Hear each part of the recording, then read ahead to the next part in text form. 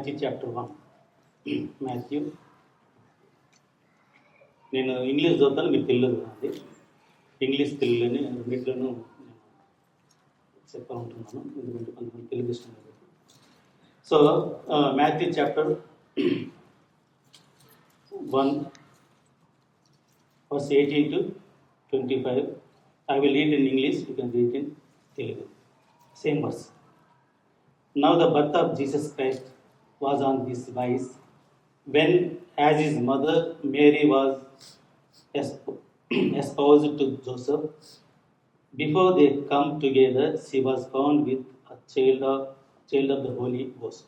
యేసుక్రీస్తు జననం నిలబెట్టగా ఆయన తల్లి ఆయన మరియ యోసేపు ప్రారంభం చేసిన తర్వాత వారేకం కాకమునకు ఆమె పరిశుద్ధాత్మ వలన గర్భవతిగా ఉండెను. Then Joseph, her husband, being a just man and not willing to make her a public example, was minded to put her away privately. ఆమె భర్త అయిన యోసేపు నీతిమంతుడై ఉండి ఆమెను అవమానపరచకుండా రహస్యంగా ఆమెను విడనాడు చేసింది. But while he thought on these things, behold, the angel of the Lord appeared unto him in a dream, saying, Joseph, thou son of David, fear not to take unto thee Mary thy wife. అతడి సంగతి గురించి ఆలోచించుకుంటుండగా ప్రభువు దూత స్వప్నమందు అతనికి ప్రత్యక్షమై దావీదు కుమారుడైన యోసేపు నీ భార్య అయిన మరియను చేర్చుకున్నట్టుకు భయపడకము, ఆమె పరిశుద్ధాత్మ వలన గర్భము ధరించినది.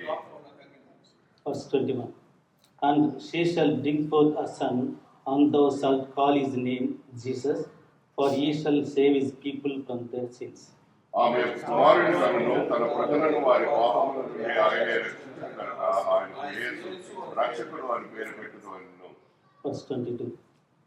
Now all this was done that it might be fulfilled which was spoken of the Lord by the prophet, saying,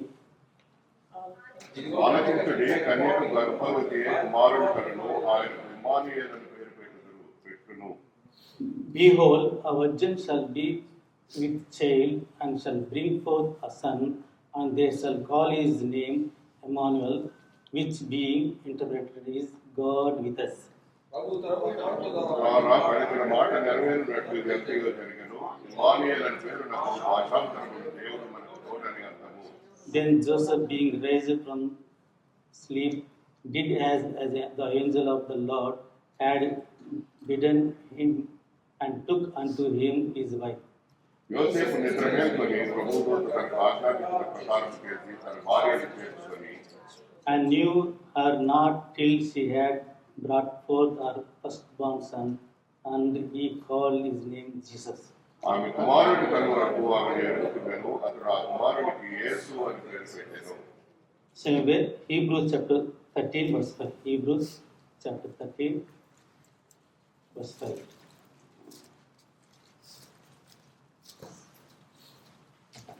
We will read together. Hebrews chapter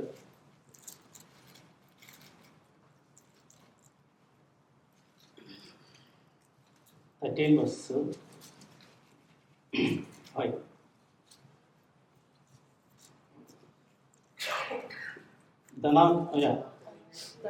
Let your conversation be without covetousness, and be content with such things as ye have, for he hath said, I will never leave thee nor forsake thee. I will never leave thee nor forsake thee. నేను ఎన్నడను ఎడబాయను విడువను, నిన్ను ఏమాత్రమును విడువను, నిన్ను ఎన్నడను విడుబాయను అని ఆయనే చెప్పానే కదా. Shall we lift to the Lord in prayer? Our gracious, loving and heavenly Father, thank you, Lord. This afternoon, on Lord's Day, we gather together in this facility. Lord, thank you for this facility, Lord. And also, Lord, thank you for being able to worship thee in spirit and truth through the worship message. Now we are going to meditate thy word and examine ourselves and participate in the table through the word and thy table, Lord, in worthy manner. Lord, help us, Lord, and speak to us through these portions, Lord, from Matthew chapter 1, verse 18 to 25, and also Hebrews chapter 13, verse 5. Speak to us, Lord, so that we can examine ourselves and part in the table in worthy manner. Thank you for your children who could be but after the service, Lord. Bless them. And also remember their children still on the way, bring them safely to the place, Lord. And from the beginning to the end, your praise may be with us. Lord, speak to me from heavenly throne so that no one goes empty the praise, Lord.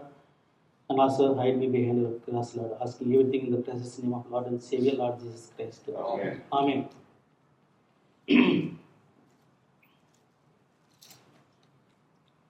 Yeah. Now, here, Hebrew chapter 13, verse 5, here it says, నేను నిన్ను ఏమాత్రం విడువను ఎడబాయను నిన్ను విడువను. So never alone, never forsaken. Here, one of the deepest fears of the human heart is not pain, not poverty, not even death. It is the fear of being alone. So ఈ లోకంలో మనం చూసినట్లయితే ఎక్కువగా మనిషి దేనికి బాధకి బాధ కానీ లేదా పేదతనం కానీ డెత్ మరణం కానీ దేనికి భయపడు కానీ ఒకదానికి భయపడతాడట. It is the fear of being alone. చాలామంది ఒంటరిగా ఉండలేకపోతారు కదా.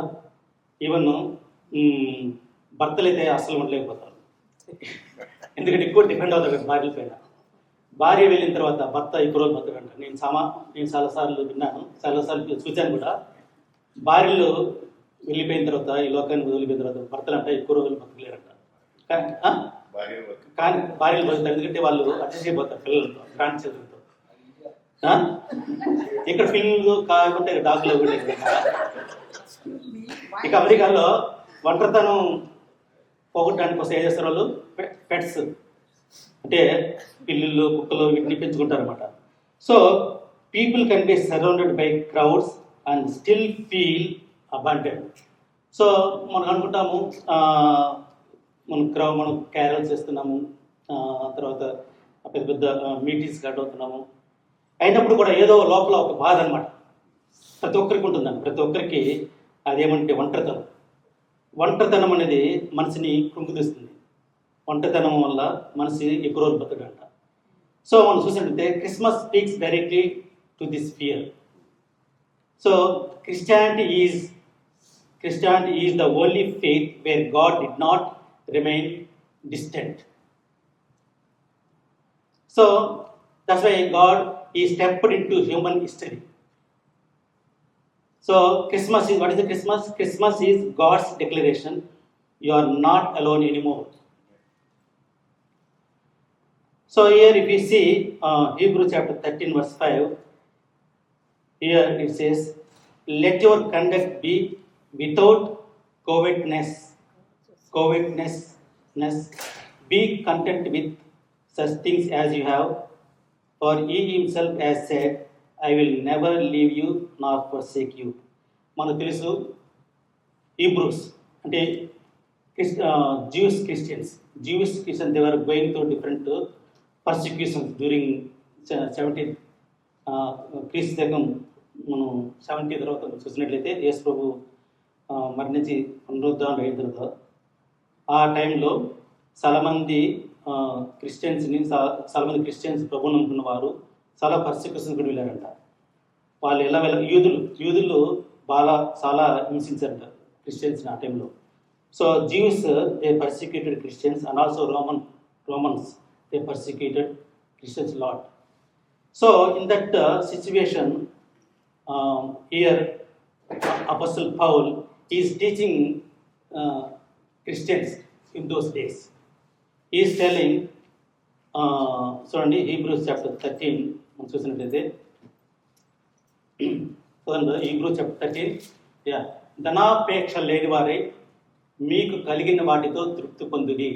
అక్కడ మనం చూసినట్లయితే 13th చాప్టర్లో Hebrews లాస్ట్ చాప్టర్ అది, Hebrews-లో 13th చాప్టర్. దాంట్లో క్రిస్టియన్స్ ఎలా ఉండాలి ప్రతి ఒక్కటి కూడా అక్కడ హెచ్చరింపడింది. అక్కడ ఆయన బోధిస్తున్నాడు క్రిస్టియన్స్ అందరికీ, ధనాపేక్ష లేని వారే మీకు కలిగిన వాటితో తృప్తి పొంది ఉండి నిన్ను ఏమాత్రమును విడువను, నిన్ను ఎన్నడూ విడిపోయానని ఆయనే చెప్పాను కదా. ఇన్ని చెప్పినా కూడా ఆయన కూడా మనం చాలాసార్లు ఒంటరిగా ఫీల్ అవుతుంటాము, కుంగిపోతుంటాము. అసలు అసలు నాకు ఇది జరుగుతుందా జరగదా, లేకపోతే నేను నేను అనుకున్నది నేను చేరగలనా, నేను అనుకున్న గోల్ టార్గెట్ నేను చేసుకోగలనా, ఇవన్నీ మనకి మనసులో ఉంటుంది. ఎవరికి చెప్పుకోలేము, కానీ అందరితో కలిసి మనం తిరుగుతుంటాము. బయట చెప్పుకోలేం, కానీ లోపల మాత్రము ఆ వేదన, ఆ లోన్లీనెస్ అనేది మనకి కలుగుతుంటుంది. అందరూ ఉంటారు మన చుట్టూ, కొన్నిసార్లు మనం లోన్లీగా ఫీల్ అవుతుంటాం. కానీ మనం దేవుడిని మనం చెప్పాడు కదా, ఐ విల్ నెవర్ ఇక్కడ I will never leave you Nar forsake you, నేను ఎన్నడూ నిన్ను విడవను, నిన్ను విడవను అన్నీ మనకు తెలుసు. ఆయన కూడా దేవుడు చిన్న వాగ్దానం తెలుసు, మనకు ఆయన చిన్న ప్రామిస్ తెలుసు. ఆయన కూడా మనం చాలాసార్లు దేవుడు లేకుండా జీవిస్తాం. సో ఇక్కడ మనం చూసినట్లయితే the promise is emphatic in the original meaning is I will never ever under any circumstances abandon you. అది దేవుని యొక్క వాగ్దానం. అయినప్పుడు కూడా మనము ఒంటరిగా చాలాసార్లు ఫీల్ అవుతుంటాం. దేవుడు వాగ్దానాన్ని మనం మర్చిపోయి మనం ఒంటరిగా ఫీల్ అవుతూ ఉంటాం. సో ఇక్కడ మనము చూసినట్లయితే బెస్ట్ ఎగ్జాంపుల్ మనం చూసుకోవచ్చు. యాకోబు మనం తెలుసు. యాకోబు అంటే అర్థం ఏమిటి? మోసగాడు. ఆయన తన అన్న జ్యేష్ఠత్వాన్ని పొందాడు. తర్వాత అబద్ధం చెప్పి, నేను ఎసావు అని తండ్రికి అబద్ధం చెప్పి తండ్రి దగ్గర ఆశీర్వాదాలన్నీ పొందేశాడు. తర్వాత ఎసావు వచ్చి తండ్రి అడుగుతాడు, తండ్రి నాకు ఒక ఆశీర్వాదం కూడా లేదా అని అడుగుతాడు కదా. ఒక ఆశీర్వాదం లేదంటే ఏమంటాడు? ఇస్సాకు ఏమంటాడు? ఐజాక్ ఏమంటాడు? ఏం లేదు, అంతా మీ తమ్ముడు నన్ను మోసం చేసి తీసుకెళ్ళిపోయాడు, అన్ని ఆశీర్వాదాలు నా దగ్గర ఏం లేదు. అప్పుడు ఎసావు చాలా బాధపడతాడు. చాలా బాధపడి తన తమ్ముడిని యాకోబుని చంపాలనుకుంటాడు, పగ తీర్చుకోవాలనుకుంటాడు. ఇది తల్లికి తెలిసిపోతాడు. ఇక్కడ చూడు, ఇంట్లోనే ఇద్దరు కుమారులు. తల్లి అంటే కొడుకేమో, చిన్న కొడుకేమో తల్లికి ఇష్టము, పెద్ద కొడుకు కాదు తండ్రికి ఇష్టమా. కానీ తల్లికి ఇప్పుడు ఒక ఇంట్లో ఇద్దరు ఉన్నారు, తల్లికి ఒక కొడుకు అంటే ఇష్టం, ఆ పెద్ద కొడుకు ఇష్టం లేదు. సో ఇలాగ మన కుటుంబాలు ఉంటుంది కదా. మన ఇంట్లో కూడా చూసుకుంటే పిల్లలు ఉంటారు. మనం ఒక బిడ్డనే బాగా ప్రేమిస్తాము, ఇంకో బిడ్డని మనం అలా చేయకూడదు. యాజ్ ఎ క్రిస్టియన్గా మనం ఇద్దరిని సమానంగా పెంచాలి, లేకపోతే వాళ్ళు మన మీద పగ తీర్చుకుంటారు. సో ఇక్కడ చూస్తారా, ఇక్కడ యాకోబు తనకు రావాల్సిన తన అన్నను మోసం చేశాడు. అన్నను మోసం చేసి అన్ని ఆశీర్వాదాలు తండ్రి దగ్గర పొందేశాడు. పొందిన తర్వాత ఇప్పుడు అంతే కదా. మనం చూసినట్లయితే, మన కుటుంబాల్లో చూసినట్లయితే ఆస్తి కోసం తల్లిదండ్రులు బాగా సంపాదిస్తారు పిల్లల కోసం. చివరిలో వాళ్ళకి ఇష్టమైన కొడుకుకి ఎక్కువ రాయిస్తారు, ఇంకొక కొడుకు ఏమో తక్కువ రాయిస్తారు. తక్కువ రాసిన ఏం చేస్తాడు? పగ పెట్టుకుంటాడు. తల్లిదండ్రులు కూడా ఒక్కోసారి కొట్టడానికి కూడా వెనుకాడు. నేను చూశాను, మా ఊళ్ళో చూశాను. వాళ్ళ పిల్ల ఇద్దరు 4 పిల్లలు అయితే వాళ్ళమ్మ పెద్ద కొడుకు నన్ను బాగా చూసుకోని చెప్పేసి ఆస్తి అంతా వీళ్ళ మా పెద్ద కొడుకు రాసి పెట్టేసింది. మిగతా 3 కొడుకులు ఏం చేస్తారు? వాళ్ళు ఫారిన్లో ఉంటారు, సంపాదించుకుంటారు. ఆయన కూడా అక్కడ కూడా ఆయన ఇరిగేషన్ ఎడ్యుకేటెడ్ ఇంజనీర్. ఆయన మా పెద్ద కొడుకు నన్ను బాగా చూసుకున్నాడు కాబట్టి ఆస్తి అంతా పెద్ద కొడుకు రాయేది. మిగతా అన్నదమ్ములు కుట్లా ఉంటుంది. ఇంకా స్టిల్ వాళ్ళు మాట్లాడలేవు వాళ్ళ మధ్య. సో పెద్ద కొడుకు నాకు అమ్మరాయి చేసింది, నేను ఇవ్వను అంటున్నాను. వాళ్ళేమో ఊరికి వచ్చి గొడవ చేస్తారు. వాళ్ళు ఎంతమంది మధ్య చేసినా అతను పెద్ద కొడుకు ఎవరిని కేర్ చేయడు, ఊళ్ళో పెద్ద మనుషులు కేర్ చేయడు. సో అలాగా ఈ రోజుల్లో మనం పాఠశాల చూపించకూడదు పిల్లల మధ్య. ఆస్తి మన బిడ్డలే కదా, నలుగురు మన బిడ్డలే కదా. అందరికి పోయేట ప్రేమకు అందరికీ విల్నాం రాసేస్తే వాళ్ళు సంతోషంగా ఉంటారు కదా, అన్నదమ్ములు సంతోషంగా ఉంటారు కదా. అలా మనం చేయము. అలా చేయకపోవడం వల్ల పిల్లలు వాళ్ళు సేమ్ అన్యుల్లాగానే, అంటే ఒకరొక రక్త సంబంధాలు అయినా కూడా వాళ్ళు అలాగనే విడిపోయి జీవిస్తారు. సో మనం ఇక్కడ చూసినట్లయితే, ఇక్కడ చూసారా, ఇక్కడ పగ పెంచుకున్నాడు ఎవరు? ఎసావు యాకోబు పగ పెంచుకున్నాడు. ఇది తల్లి తెలిసి ఏం చేసింది? నువ్వు ఇక్కడ ఉంటే నీ అన్న నేను చంపేస్తాడు, నువ్వు వెళ్ళిపో, నా అన్న దగ్గర లాభాన్ దగ్గరికి వెళ్ళిపో, అక్కడికి వెళ్ళిపోయి నువ్వు సేఫ్గా ఉండి అని చెప్పేసి పంపించేస్తుంది. ఇక్కడ మనం చూసినట్లయితే ఇక్కడ యాకోబు he was running from his past, he was running from his brother, and he is afraid of his future, and he is alone in the wilderness. ఇప్పుడు చూడండి, యాకోబు అంత ఆశీర్వాదం పొందాడు తండ్రి దగ్గర, అయినా ఇక్కడ భయం వచ్చేసింది, తను చంపేస్తాడేమో అని. అంతే కదా, ఇప్పుడు మనకి ఏమైనా శత్రువులు ఉంటే మనం హ్యాపీగా బతకగలమా? శత్రువులు ఉంటే వాడు ఎప్పుడెప్పుడు బాంబు పెడతాడో, వాడు ఎప్పుడెప్పుడు మర్డర్ చేస్తాడో, అసలు నైట్ నిద్రగా రాదు, సగము భయంతో చచ్చిపోతాడు. సో ఇక్కడ యాకోబు ఈ was running away from his brother, and is afraid of his future, and is alone in the wilderness. అరణ్యంలో ఒంటరిగా ఉంటున్నాడు, పారిపోతున్నాడు. మనకు తెలుసు కదా, దావీదు మహారాజు తన కొడుకే చంపాలనుకుంటాడు కదా రాజ్యం కొరకు, అంతే కదా, అబ్సలోం. సో అక్కడ కూడా దావీదు మహారాజు చూస్తున్నట్లయితే, దావీదు ఆయన గుహల గుండాను అరణ్యంలో జీవిస్తూ, గుహల్లో జీవించే ఎవరికి వస్తుంది ఇది? ఎందుకు వస్తుంది? భయం ఉన్నప్పుడు ప్రాణం మీద భయం ఉన్నప్పుడు మనం ఎక్కడెక్కడ దాక్కోవాలని చూస్తాం కదా. మనం సడన్గా ఒకరు నన్ను చంపుతారు అన్నప్పుడు నువ్వు చేస్తావు, అక్కడ ఉంటావా లేదా దాక్కుంటావా? కదా. భయం, ఒంటరితనం, ఇవన్నీ వచ్చేస్తాయి మనకి. సో ఇలాంటి పరిస్థితుల్లో మనం ఒకసారి దేవుడు ఉన్నాడా, దేవుడు మనకు తెలుసు, దేవుడు వాగ్దానం ఇచ్చాడు, నేను నిన్ను విడువను ఎడబాయనని చెప్పినా కూడా మనం లోన్లీగానే ఫీల్ అవుతుంటాం. ఇక్కడ మనం చూసినట్లయితే జెనసిస్ 28:15 ఇక్కడ దేవుడు మళ్ళా యాకోబుకు ప్రత్యక్షమై వాగ్దానం ఇస్తున్నాడు, మళ్ళా చెప్తున్నాడు, behold I am with you and will keep you wherever you go, and will bring you back to this land, for I will not leave you until I have done what I have spoken to you. సరే, ఎంత గొప్ప వాగ్దానం అండి. ఇదిగో నేను నీకు తోడే ఉండి నీవు వెళ్ళు ప్రతి స్థలమందు నిన్ను కాపాడుచు ఈ దేశమునకు నిన్ను మరలా రప్పించదును, నేను నీతో చెప్పినది నెరవేర్చే వరకు నిన్ను విడువనని చెప్పగా. ఎంత గొప్ప వాగ్దానం. ఇక్కడ మనం చూసినట్లయితే మనం మాథ్యూ చాప్టర్లో మనం చూస్తున్నట్లయితే మాథ్యూ చాప్టర్ 1:23 చూస్తున్నట్లయితే, Behold, a virgin shall be with child and shall bring forth a son, and they shall call his name Emmanuel, which being interpreted is God with us. Immanuel అని పేరుకు భాషాంతరమున దేవుడు మనకు తోడు. సో ఇక్కడ దేవుడు అంటున్నాడు, Behold, I am with you, and I will keep you wherever you go. నువ్వు ఎక్కడ వెళ్ళినా కానీ నీకు తోడుగా ఉంటాను. And I'll bring you back to this land, for I will not leave you until I have done what I have spoken to you. What a great promise కదా. ఇక్కడ మనం చూస్తున్నట్టే, when Jacob ఇక్కడ ఆయనకి he had no hope, no security and no assurance, but God was with him కదా. నీకు ఎక్కడ పోతుంటే, నువ్వు అడవుల్లో పోతుంటే నీకు ఇల్లు ఉంటుందా? నీకు ప్రొటెక్షన్ ఉంటుందా? సెక్యూరిటీ ఉంటుందా? ఏ ఇవ్వంటో ఏ పుల్లో ఏదో ఒకటి తినేస్తుంది కదా అడవుల్లో పోతుంటే. భయం ఉంటుందా లేదా? అసలు మనం చీకటి నడవాలంటే భయపడతాం. మన ఇంట్లో ఉంటే చీకటి ఉంటే మనం భయపడతాం, కరెంట్ పోతే. ఇక్కడ మనం అడవిలో పోతున్నాడు, పారిపోతున్నాడు, తండ్రి అక్కడ తన అన్న చంపేస్తానని చెప్పేసి. No security, no home, no assurance, but God was with him. ఎప్పుడైతే దేవుడు ఆ వాగ్దానం ఇచ్చాడో ఇక్కడ యాకోబుకి ధైర్యం ఇచ్చింది. చూసారా, మనం తెలుసు యోసేపు కూడా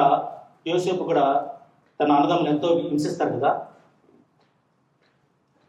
సో యోసేపు మరి దేవుడు అంటాడు, నేను నీకు తోడుగా ఉన్నాను. వేరే అక్కడ యోసేపు కూడా అక్కడ సేమ్ వాగ్దానం ఇస్తాడు దేవుడు, నేను నీకు తోడుగా ఉన్నాను. Wherever you go, I'm with you and will keep you wherever you go and. So ఇది ప్రామిస్ ఈవెన్ యోసేపు కూడా ఇచ్చాడు. అందుకే యోసేపు ఎక్కడ వెళ్ళినా కూడా, ఆయన ఎన్ని శ్రమలు వచ్చినా కూడా, జైల్లో ఉన్న ప్రిజన్లో ఆయన యోసేపుని తీసుకొచ్చి మూల వేసి అంటే జైల్లో వేస్తారు కదా. చైన్ తప్పుకు ఈజిప్ట్లో ఆయన చైన్ తప్పుకు ఆయన్ని జైల్లో వేస్తారు కదా.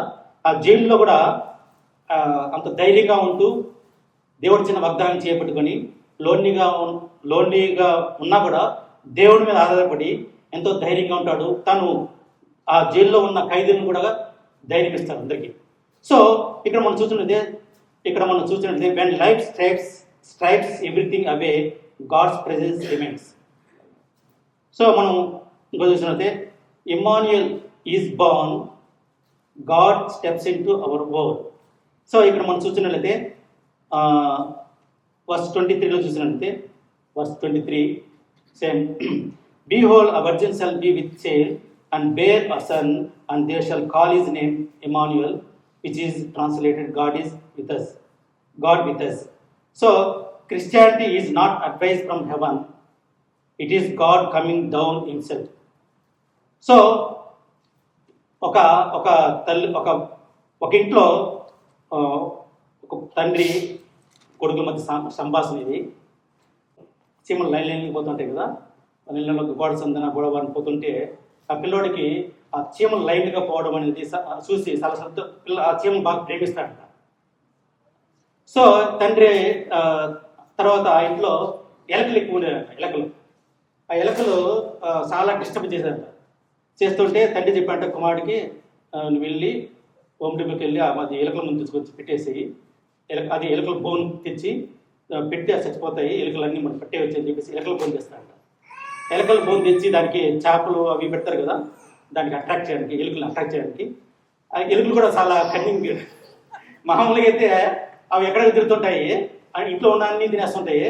ఈ ఎలుకలు బోన్ పెడితే ఆ ఎలుకల బోన్ దగ్గర అసలు రానే రాదు. అవి నేను కూడా అసలు తెచ్చిపెట్టాను, బోన్ పెట్టి తెచ్చిపెడితే అవి ఇప్పుడు లేదు ఎలుకలు. ఎలుకల బోను దానికి కొనడానికి చేప పెడితే అవి అట్రాక్ట్ అవుతుంది.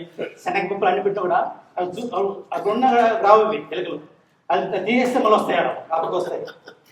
సో కొడుకు తండ్రి ఫ్రస్ట్రేట్ అయిపోయాడు. అది ఇటు కాదు, నువ్వు పోయేసి ఎలకల ముందు తీసుకురా అని చెప్పాడు. ఎలకల ముందు తీసుకొచ్చి ఏం చేసంటే కొడుకు ఏం చేసంటే ఎలకల ముందు వచ్చి ఆ గోడ అంతా పెట్టాడంట. పెడితే ఆ చీమలలో వచ్చేటి చీమలు తిని చీమలు చనిపోతున్నాయంట. అప్పుడు ఈ పిల్లోడికి చీమంటే చాలా ఇష్టం కదా, చీమంటే చాలా ఇష్టము. మళ్ళీ తండ్రి వచ్చాట, నాన్న నువ్వు చెప్పింది ఎలకలు కనిపెట్టావు, కానీ ఎలకలు రావట్లేదు, కానీ చీమలు చనిపోతున్నాయి, నాకు చాలా బాధ చేస్తుంది చీమలు చనిపోతుంటే అని ఏడుస్తున్నట్ట. ఏడుస్తుంటే అట్టయితే నేను చీమలతో ఎలా చెప్పేది, అవి డైరెక్ట్ చేంజ్ చేసుకుంట, నేను ఇక్కడ మందు పెడితే అటు పోవాలి కదా, అవి ఇట్టే పోతున్నాయి, అవి తినేసిపోతున్నాయి, నేను దాంతో మాట్లాడాలి, చీమలతో ఎలా మాట్లాడాలి అనేసి వాళ్ళు తండ్రిని అడుగుతున్నట్ట. తండ్రి ఏంటంట, అరే నువ్వు చీమతో మాట్లాడంటే నువ్వు చీమగా పుట్టాలన్నాడంట, చీమగా. అలాగనే యేసు ప్రభు కూడా ఈ లోకానికి మనతో మాట్లాడాలంటే ఆయన మనిషి రూపంలో రావాల్సి వచ్చింది. మనిషి రూపంలో వచ్చి ఈ రివీల్డ్ గాడ్, రైట్, ఈ revealed God of gods. So ఆయన పరలోకానికి పోవాలంటే అంటే యేసుక్రీస్తు ప్రభు తండ్రి అలాగ తన కుమారుడిని ఈ లోకానికి ఒక మనిషి కుమారుడిగా పంపించి, అంటే ఈ లోకంలో చూసినట్లయితే ఎవరూ నీతిమంతులు లేరు, నీతిమంతుడు ఎవరునూ లేదని ప్రసిద్ధంగా చెప్పండి కదా. ఇంకా నీతిమంతుడు బలిస్తేనే ఈ పాపంతో జీవిస్తున్న వారిని రక్షించడానికి వీలవుతుంది. కాబట్టి తండ్రి తన కుమారుణ్ణి, ఒక్కగానొక్క కుమారుణ్ణి నీతిమంతుని ఈ లోకాన్ని పంపించి ఆ శిలువ మీద బలియాగం చేయించాడు కదా. కాబట్టి యేసుక్రీస్తు ప్రభు also he went through many sufferings, right. యేసు ప్రభు కూడా మనం చూసినట్లయితే ఈ ఫెల్ట్ హంగర్ కదా, ఆకలి వేసినప్పుడు ఆకలి వేసిన దానికి మానవుడికి ఎలా ఆకలి వేస్తుందో ఆయన 100% హ్యూమన్, 100% గాడ్. అంటే మనం వర్షిప్ మెసేజ్ చూసే 100% డివైన్ నేచరు, 100% హ్యూమన్. ఆయన కూడా ఆకలి వేసింది. ఆకలి వేసినప్పుడు భోజనం ఉండదు కదా, భోజనం ఆకలి వేసినప్పుడు ఆయన 40 రోజులు ఉపవాసం ఉంది. బయట వస్తే సాటాన్ శోధిస్తారు కదా, నీకు ఆకలి వేస్తుంది కదా, నీకు ఆ రొట్టెల్ని, నువ్వు దైవ కుమారుడు కదా, మనిషి దేవుని నువ్వు దైవత్వం కలవాడు కదా, దైవ కుమారుడు కదా, నీకు ఆ రాళ్ళని రొట్టెగా తినొచ్చు కదా అంటారు కదా, శోధిస్తారు కదా. కాబట్టి మనిషి రొట్టె వలన కాదు కానీ దేవుని వలన వచ్చి ప్రతి మాట వలన బ్రతుకునని యేసు చెప్తాడు. ఇక్కడ మనం చూసినట్టే యేసు ప్రభు కూడా మనిషి రూపంలో వచ్చాడు. మనుష్యుడు ఎలాగ మనం శ్రమ పొందుతున్నామో, ఆకలి వేసినప్పుడు అన్నం కావాలి, అలాగే మనము ఎన్ని రకాల కష్టం అంటే సంతోషంగా ఒకసారి ఉంటాము, ఒకసారి సన్నగా మళ్ళీ కష్టాలు వస్తుంటాయి, మళ్ళీ సంతోషం ఉంటాం, మళ్ళీ కష్టాలు వస్తుంటాయి, మళ్ళీ హ్యాపీగా ఉంటాము. ఇలాగా యేసు ప్రభు కూడా అలా అనే మనం ఎలాగ ఈ లోకంలో ఎలా జీవిస్తున్నాము, యేసు ప్రభు కూడా ఈ వెంట త్రూ ఆల్ దిస్ రైట్. మనం ఎలా వెళ్ళామో యేసు ప్రభు అన్ని అనుభవించాడు. ఆయన కూడా అన్ని ఈ ఎక్స్పీరియన్స్ కూడా వెళ్ళాడు. మనైతే ఎలాగ ఈ లోకంలో ఎలాగ మన కష్టాలు కూడా వెళ్తున్నాము అన్నీ మనకి ఎప్పుడు సంతోషంగా ఉంటుందా? ఉంటుంది కదా. ఎప్పుడు ఈరోజు జాబ్ ఉంటే రేపు జాబ్ ఉండదు, ఈరోజు మంచిగా ఆరోగ్యం ఉంటే రేపు మంచి ఆరోగ్యం ఉండదు, ఈరోజు మంచిగా హ్యాపీగా ఉండాలనుకుంటాము, సడన్గా కొద్దిగా యాక్సిడెంట్, సడన్గా మళ్ళీ దుఃఖం వస్తుంది, మళ్ళీ బాధలు, మళ్ళీ ఇవన్నీ వస్తూ ఉంటాయి. ఎస్లో కూడా అన్ని also went through all this also went through how we are going through right. So ఈ ఎక్స్పీరియన్స్ రిజెక్షన్ ఎన్నో అవమానం పొందాడు యేసు ప్రభు. ఆయన కొట్టారు, ముఖం మీద గుద్దారు. నువ్వు నిజంగా దేవుని కుమారుడు అయితే నువ్వు ఇవన్నీ ఇంకా మమ్మల్ని తప్పించుకోలేళ్ళు, లేకపోతే మమ్మల్ని చంపేసి మమ్మల్ని సిలువ అంటే ఆయన కొట్టారు, ముఖం మీద గుద్దారు, మరి ఎన్నో అవమానపరిచారు కదా యేసు ప్రభుని, అవమానించారు.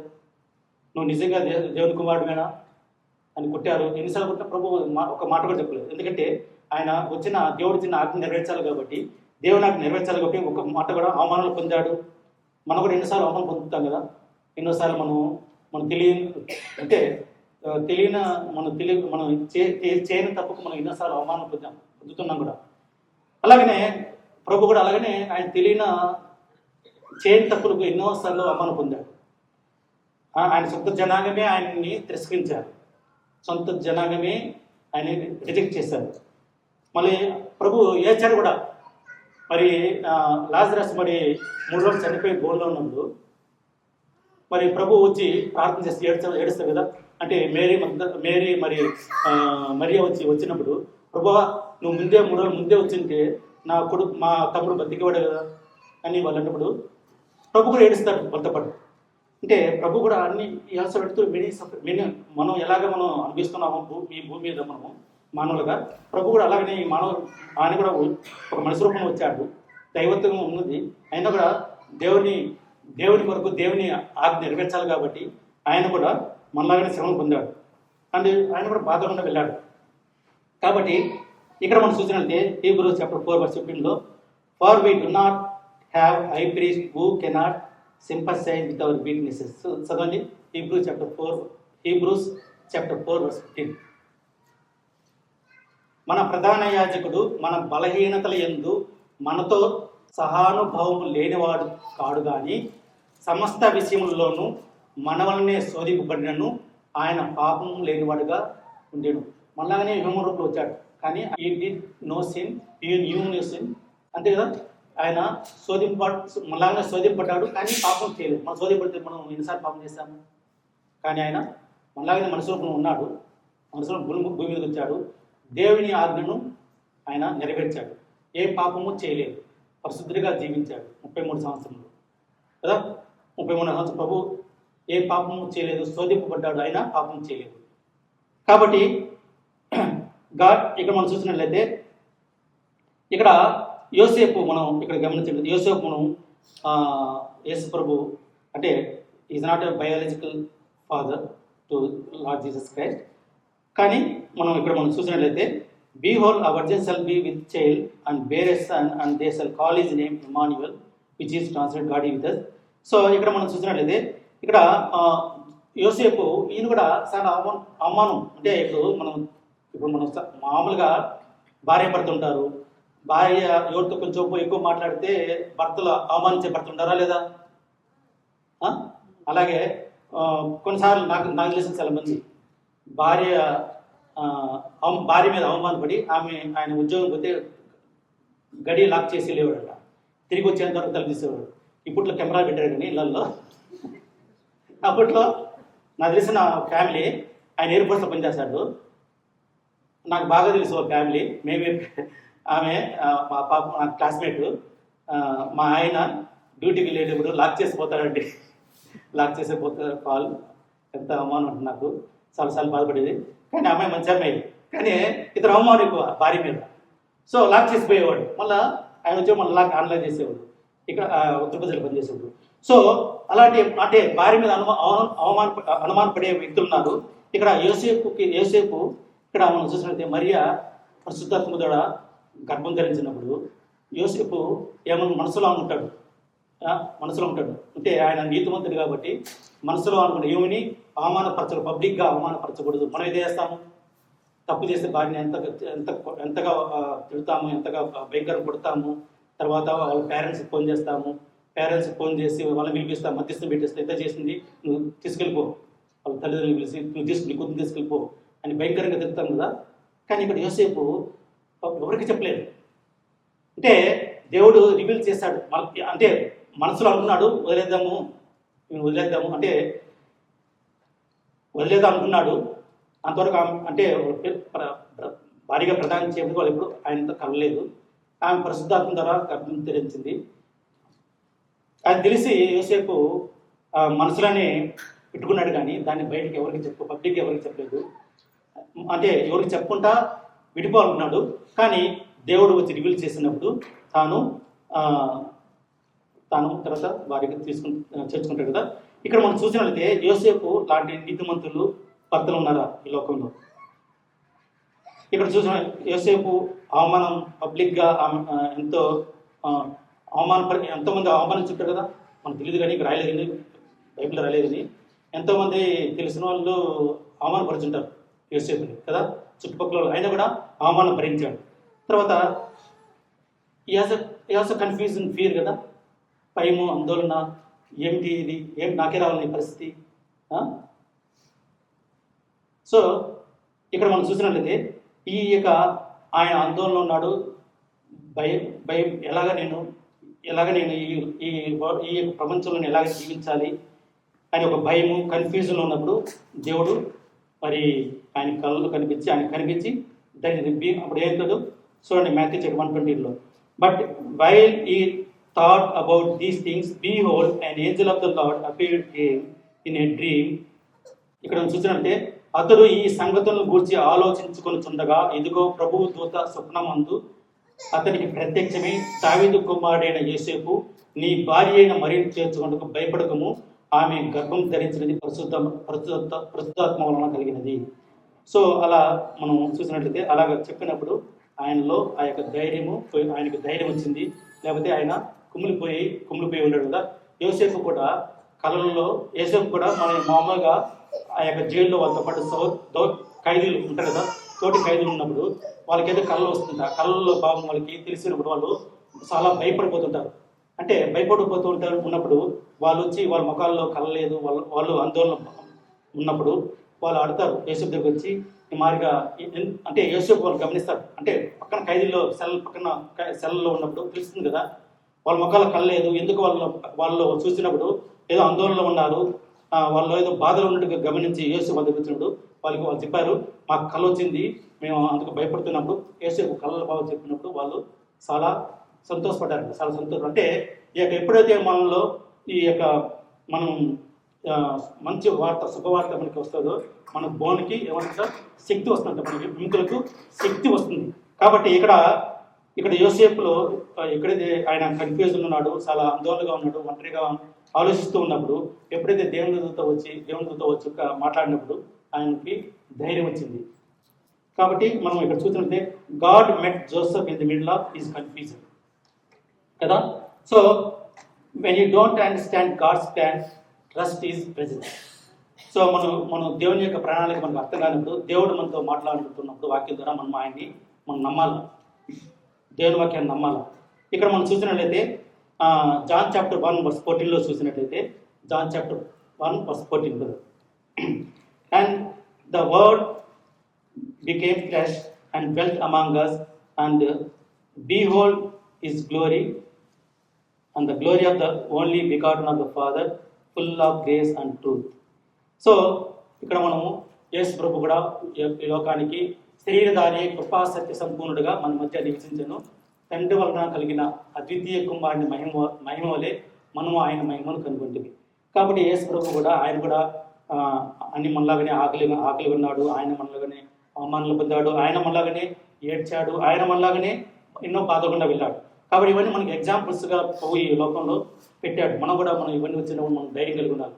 అందుకే అంటాడు కదా Hebrews chapter 4:15 for we do not have a high priest, అంటే ఆయన కూడా మనం అక్కడ మనం చూసినట్లయితే అక్కడ ఆయన కూడా ఈ యొక్క శ్రమల గుండా వెళ్ళాడు, ఆయన అనుభవించాడు.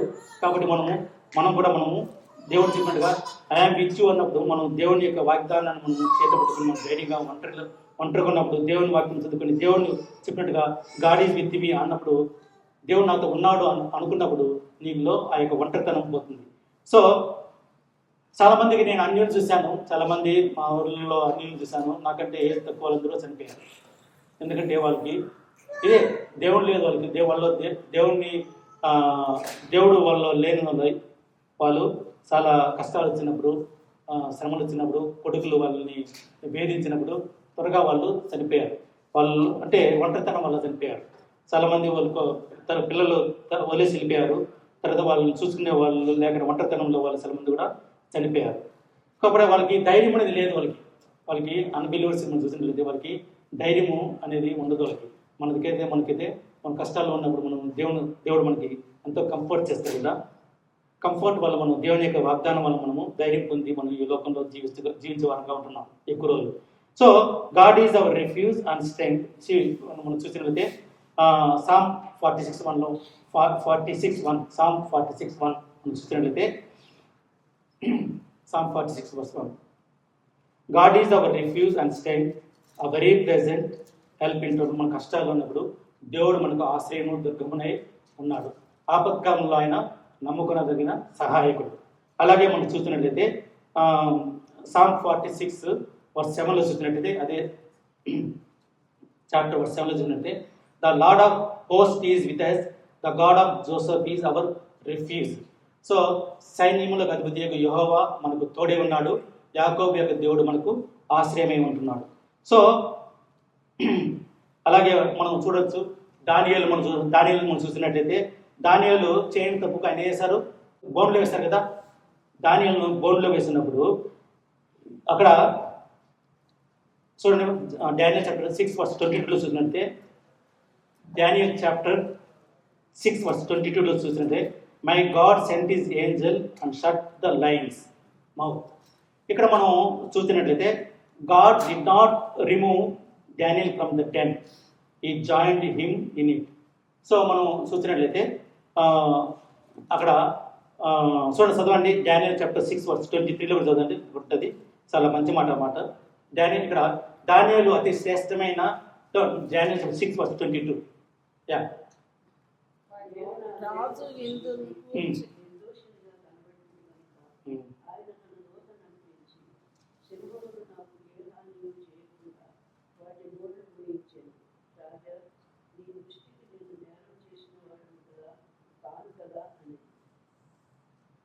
సో ఇక్కడ చూసినట్లయితే రాజు ఇందును గూర్చి అతి సంతోషభరితుడై దానియేలును గుహలో నుండి పైకి తీయడని ఆజ్ఞేయగా బంటొత్తులు దానియేలును బయటికి తీసిరి. అతడు దేవుని యందు భక్తి గలవాడైనందున అతనికి ఏ హాని కలగలేదు. అక్కడ దానియేలును సింహం బోన్లో వేశారు. యాక్చువల్గా సింహం బోన్లో వేసినప్పుడు దానియేలుతో పాటు దేవుడు కూడా ఉన్నాడు, దానియేలు కూడా ఉన్నాడంట. సో దేవుడు దానియేలుతో ఉన్నందువలన సింహాలు ఏమి చేయలేకపోయింది. అలాగే మనం చూడొచ్చు షడ్రక్ మెషక్ అబేద్నెగోని వాళ్ళు క్రియేట్ చేసిన ప్రతిమకు నమస్కరించమంటే పూజ చేయమంటే వీళ్ళు పూజ చేయరు. పూజ చేయకపోతే వాళ్ళు ఏమంటుంది సార్, మేము ప్రత్యక్షించిన యొక్క విగ్రహాన్ని మీరు పూజ చేయకపోతే మిమ్మల్ని రాజు అంటాడు నెబుకద్నెజరు మిమ్మల్ని అగ్నిగుండంలో వేస్తామని చెప్పినా కూడా వాళ్ళు భయపడలేదు. వాళ్ళు ఏమంటాడు, వాళ్ళ పేరు పెట్టి నెబుకద్నెజరు ఓ రాజా, దేవుడు మమ్మల్ని కాపాడకపోయినా పర్వాలేదు, కానీ మీరు క్రియేట్ చేసిన యొక్క విగ్రహాన్ని మేము పూజ చేయము. ఎంత చూడండి, ఎంత ధైర్యం కట్టుకోగలిగారు వాళ్ళు. అప్పుడు రాజు కోపం వచ్చి ఏమన్నా అంటే, ఇప్పుడు చేసి వేడి చేస్తారు కదా, దానికి 7 రెట్లు వేడి చేయండి, వేడి చేసి ఈ తీసుకుపోయి ఆ బోన్లు వేసేయమని చెప్తారు. చెప్పినప్పుడు ఈ ముగ్గురిని తీసుకుపోయి ఆ యొక్క వాళ్ళు బంటొత్తులు సైనికులు వచ్చి వాళ్ళు ఈ ముగ్గురిని తీసుకుపోయి వేసేటప్పుడు ఆ వేడికి వాళ్ళు కూడా చనిపోయారంట, కానీ వీళ్ళు ముగ్గురు చనిపోలేదట. వీళ్ళతో పాటు నెబుకద్నెజరు ఏం చూశారట, వీళ్ళు నెప్పుకొని చూసాడంట మంటల్లో ఆ అగ్నిగుండం చూసినప్పుడు వీళ్ళు ముగ్గురితో పాటు ఇంకొకరు తెల్లని వస్త్రములతో వాళ్ళ మధ్య ఉన్నాడంట. అప్పుడు నెప్పుకొని అంట వీళ్ళు పూజించే దేవుడే గ్రేట్ దేవుడు, వీళ్ళు పూజించే దేవుడే నిజమైన దేవుడు, ఈ దేవుడినే మన రాజ్యం అంతా కూడా పూజించండి అని ఒక శాసనం తీర్చాడు. ఎవరైనా సరే ఈ దేవుడిని వాళ్ళు నమ్మిన దేవుడిని పూజించకపోతే వాళ్ళని ఏం చేస్తారంట? తుత్తి నీళ్ళు అంటే అది చూసారా ఎంత వాళ్ళు ఎంత మన దేవుడు ఎంత గొప్ప దేవుడు. కాబట్టి ఇక్కడ ఇప్పుడు మనతో ఉన్న దేవుడు, అక్కడ దానియేలుతో ఉన్న దేవుడు, అక్కడ షడ్రక్ మెషక్ అబేద్నెగో వాళ్ళతో ఉన్న దేవుడు, ఇప్పుడు ఉన్న దేవుడు మన దేవుడు కదా. దేవుడు యేసుప్రభు నిన్న నేడు నిరంతరము ఏకరీతిగా ఉన్న దేవుడు. ఆ దేవుడిని మనం పూజిస్తున్నాం. కాబట్టి మనం ఎప్పుడు మనం ఒంటరిగా ఉన్నప్పుడు మనం భయపడే అవసరం లేదు. దేవుడు ఇచ్చిన వాగ్దానం ఇమ్మాన్యుయల్ అంటే మీ అర్థం దేవుడు మనకు తోడు. దేవుడు మనకు తోడుగా ఉన్నప్పుడు ఒంటరిగా ఉన్నామని మనం ఒంటరిగా ఉన్నామని మనము ఎప్పుడు కూడా మనము దిగులు పడకూడదు. దేవుడు మనకు తోడుగా ఉన్నాడు అని మనము లోన్లీనెస్ మన జీవితంలో మనము చూడదు. కాబట్టి ఇక్కడితో ముగిస్తాను, టైం ఉంది. కాబట్టి మనము ప్రభువులలోకి వెళ్తున్నాము. ప్రభువులలో మనం చూసినట్లయితే ఫస్ట్ కొరింథియన్స్ చాప్టర్ 11 ఇక్కడ మనం చూసినట్లయితే ఇక్కడ నేను మీకు అప్పగించిన దాన్ని ప్రభువులను పొందితిని, ప్రభు అయిన యేసు దాన్ని అప్పగింపని రాతే ఒక రొట్టెని ఎత్తుకుని దాన్ని శుతించి దాన్ని విరిచి ఇది మీ కొరకైన నా శరీరం, నన్ను జ్ఞాపకం చేసుకున్నట్టుకే దీన్ని చేయడని చెప్పాను. సో ఆ ప్రకారం భోజనం ఇప్పుడు ఆయన పాత్రను ఎత్తుకుని ఈ పాత్ర వలన నా రక్తమైన కృత నిబంధన దీన్ని తాగునప్పుడల్లా నన్ను జ్ఞాపకం చేసుకున్నట్టుకే దీన్ని చేయడు. కాబట్టి యేసుప్రభు మనము జ్ఞాపకం చేసుకున్నట్టుగా వీటిని చేయాలి. మనం ప్రతి ఆదివారం మనం పరీక్షించుకున్న వారై యేసుప్రభు బలలో ఆయన రొట్టెకి అంటే ఆయన శరీరం సాదృశ్యమైన రొట్టెలోను, ఆయన రక్తాన్ని సాదృశ్యమైన ఆ యొక్క ద్రాక్షారసంలోను మనము ఆయన జ్ఞాపకం చేసుకున్నట్టుగా ఇది చేయాలి. తర్వాత మనము ఈ రొట్టెని తిని ఈ పాత్రను తాగినప్పుడల్లా ప్రభు వచ్చే వరకు మనము ఆయన మరణాన్ని ప్రచురించే వరంగా ఉండాలి. ప్రభు వచ్చేంత వరకు ఇది చేయమంటున్నాడు. ప్రభు వచ్చేంత వరకు మనం చేయాలి. యాజ్ ఏ క్రిస్టియన్స్గా, యాజ్ ఏ ఫిలో క్రిస్టియన్స్గా, మనం యాజ్ ఏ గాడ్ చిల్డ్రన్గా మనము ప్రభు వచ్చేంత వరకు చేయాలి. ఎవరైనా సరే బాప్తిస్మం ఇంకా తీసుకోకపోతే తీసుకొని ప్రభు వలలో చేయడానికి ప్రయత్నం కాదు, చేయాలి, ఖచ్చితంగా చేయాలి. అది గాడ్స్ కమాండ్, ఈ దేవుని యొక్క ఆజ్ఞ. కాబట్టి ఎవడు అయోగ్యంగా ప్రభు యొక్క రొట్టెని తిన్నో, ఆయన పాత్రలను త్రాగునో వాడు ప్రభు యొక్క శరీరం గురించి రక్తం గురించి అపరాధి యగును. కాబట్టి ప్రతి మనుష్యుడు తను తాను పరీక్షించుకునవలను, అలాగా చేసి రొట్టెని తిని ఆ పాత్రలోనికి త్రాగవలను. కాబట్టి ప్రభు శరీరం తిని త్రాగవాడు తనకు శిక్షావిధి కలుగుటకే తిని త్రాగుచున్నాడు. కాబట్టి ఇందువల్ల మీరు అనేకులు బలహీనులను రోగులని ఉన్నారు, చాలామంది నిద్రించుతున్నారు. కాబట్టి మనం ఇది కంపల్సరీగా మన దేవుడు ఇచ్చిన ఆజ్ఞ. ఇది సాల్మన్ టైము. కాబట్టి మనము ప్రభు వలలో ఫస్ట్ ఆయన మనం జ్ఞాపకం చేసుకుంటూ చేయాలా. తర్వాత ఆయన తిరిగి రాబోతున్నాడు, ఆయన వచ్చే పర్యంతరం మనం చేస్తూనే ఉండాలి.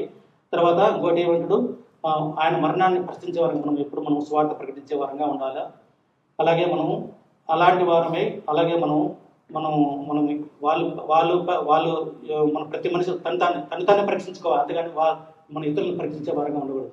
మనం పరీక్షించుకొని మనలో ఏదైనా పాపం ఉందా, మనలో ఏదైనా ఏ వారంలో ఏదైనా తప్పు చేస్తామా, మనం ప్రభు దగ్గర క్షమాపణ పొందిన వారమే, ప్రభువా నేను మళ్ళీ ఈ తప్పు చేయను అనేసి మనము ఆ క్షమాపణ పొందిన వారమే ప్రభువులో యోగ్యంగా పాల్గొందాము. మీకు తీసుకోండి.